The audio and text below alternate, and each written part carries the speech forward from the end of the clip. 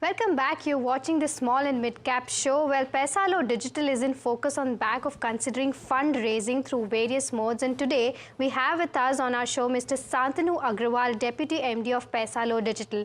Hi, Mr. Santanu. Welcome to the show. Well, my first question to you is that fundraising is on the cards.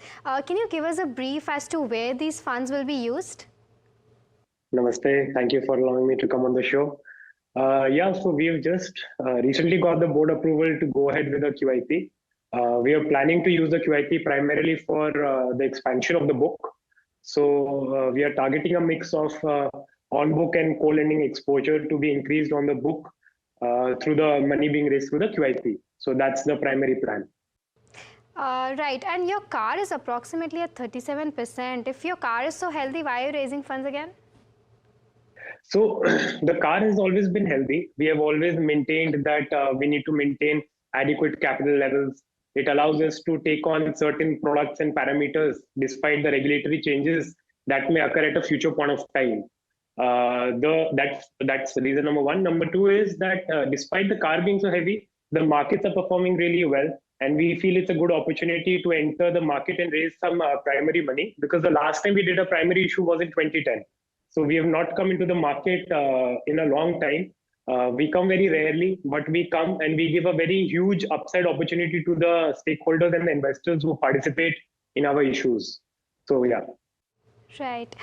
So like you rightly mentioned, your CAR has always been healthy. Well, because your CAR is healthy, you can always fast track your lending aspect, right? So what is the AUM that you're targeting at? Like, let's say in the next 3 years, what is the AUM target that you're aiming at? So currently we are at an AUM of about 4,220 crores. We were up about 40% on a year-on-year basis in Q3. We are targeting very strong numbers with a very strong CAGR return to all the investors who come on board. But because we are listed, I cannot give a projection number which has not already been disclosed. So, but all I can promise is it will be a good journey. Right, but if there is any CAGR in your mind, any specific percentage at which you plan to grow, if you can mention that? So we are planning to grow stably at about 25-30% CAGR. That would be the ideal choice. Right, so 25 to 30% CAGR growth in AUM is what you're aiming at. Okay, perfect. And also recently you had a collaboration with Bank of India. Like in this pact of with Bank of India to provide services of business correspondent, what does this mean and what value will it add to your organization? And are you also looking for such collaborations with other banks? Yeah, so basically to ensure that our business thrives in the present and the future landscape, we have undertaken several actions. So one of the key points that we identified was that we possess the capability of incorporating low capital or no capital revenue streams directly into our operations. So one of the things that we are doing for it is tying up with banks for offering business correspondent services.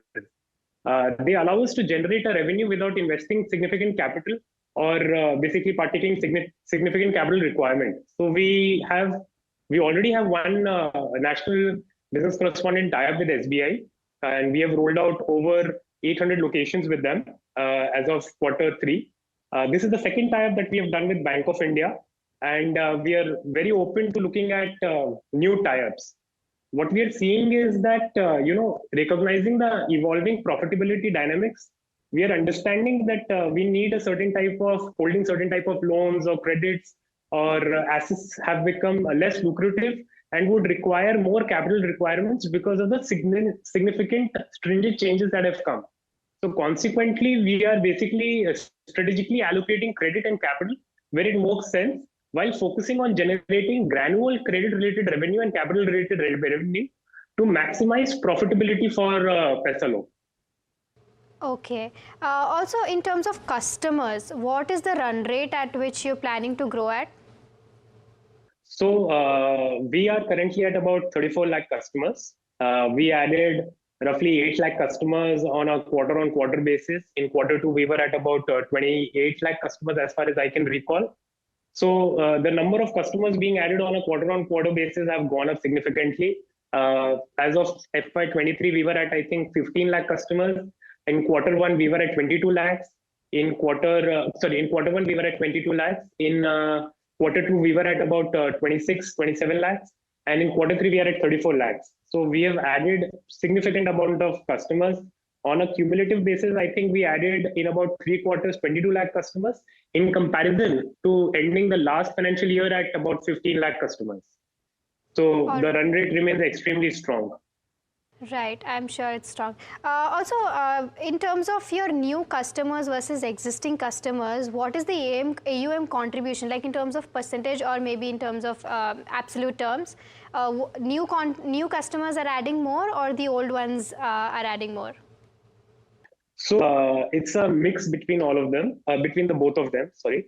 It's a mix between the both of them. So on a percentage terms, if I do it, so we maintain a credit policy where even if you are coming in as an old customer, there is a bit of a cooling period before we onboard you onto the system as another customer. This cooling period typically ranges for between about 4 to 6 weeks.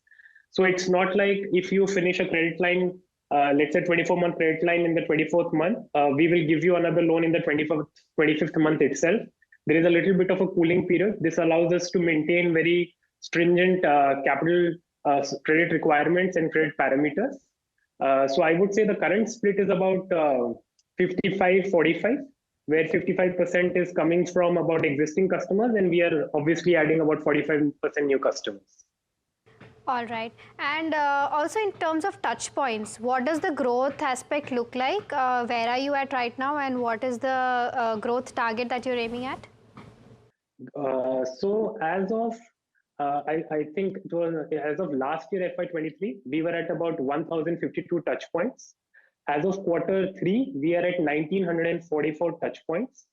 So we have had a very strong increase of roughly 890, 900 odd touch points that we have added in about 3 quarters. We are planning to close this financial year at about 2,000 touch points, which we are sure we'll achieve very easily. In terms of the additional increment that we are aiming in the touch points with regard to our geographic and product strategy, it should somewhere in the next 2 years, 3 years, it should be closer to about 10,000 touch points. All right. And when you mention geographical expansion, any specific area that you're particularly aiming at? So as of March of last year, we were present in about 9 states. Currently, we are present in about 18 states, and these 18 states also we have not completely saturated. So the plan is to go within these states and just target that granular customer level revenue that we can generate out of them. So we don't have any immediate plans to add on an additional state. We are planning to go within the states itself. Right. And I believe SBI is your major lending partner. Do you have any other lending partners? And if not, do you plan to expand this? What does the lending partner rate look like? So we currently have 15 lending partners. SBI is one of the biggest of them. We have added a new lending partner last quarter. We onboarded Indian Overseas Bank on the lending desk. So that's been really well. In terms of growing the lending partners, we do not plan on adding too many of them. We are very comfortable between the 15 to 20 number. It allows us to manage the relationship really well, and it also allows us to focus more on the business and focus more on the credit that is being generated out of each of these lending partners than to run around in the market behind everybody. So we are quite comfortable. We have always maintained 12 to 18 lending partners on our balance sheet. Well, that was the Deputy MD of Paisalo Digital who has guided us that they're aiming to grow at they're planning to grow their AUM at a CAGR of 25 to 30%. It's all we have on this show for now. Stay tuned for more news and updates at NDTV Profit.